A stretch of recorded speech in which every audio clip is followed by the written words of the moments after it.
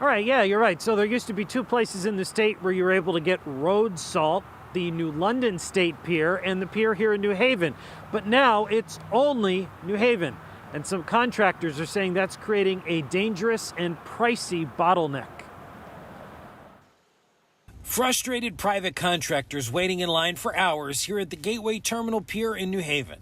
People get down here as early as 3 o'clock. We've been in line for about 2 hours, so, I mean, it really doesn't matter what time you get here. There's a line always. But with a shipment of 55,000 tons expected later this week, Gateway President James Dillman told Fox 61 there is no salt shortage. We want to make sure that everybody knows that there is ample salt available. Instead, Driven Enterprises, Gateway's competitor, told Fox 61 it's a distribution issue. It's like you going to the grocery store during COVID and everybody in the state's going to the one grocery store. How's that working? Driven used to sell salt from the New London State Pier, but when the pier was redeveloped for the sole purpose of offshore wind, Driven and other tenants were left out in the cold. At that time, it was made clear that they were going to have to leave the terminal at some point in 2020. There were a couple of extensions made. The Connecticut Port Authority awarded Gateway the bid to operate the New London Pier, and soon after, Driven was told to liquidate their salt.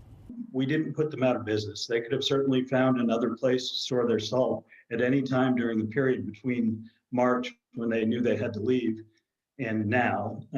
So they've had that opportunity, but have not elected to do that. We've reached out to the governor numerous times and senators and legislators over the last, since Gateway stepped in, and we knew this was not right. And everyone's turned a blind eye to it. So Fox 61 reached out to State Senator Paul Formica and Representative Anthony Nolan, representing New London. They say they're concerned about a salt monopoly and the impact that may have on road salt accessibility and price. It creates, a difficulty for people that have to travel distance because the transportation costs are what's going to drive the price up. Just remember to keep your receipts if we have to involve the Attorney General. This is a picture of a price increase Gateway was planning to implement, but suspended at the last minute. It cost me approximately $10,000 just to get loaded with a load of salt. And Gateway says that they can supply salt to more than 600 trucks a day here in New Haven, but about 500 of those vehicles are DOT and municipal trucks, oftentimes leaving those private contractors last in line.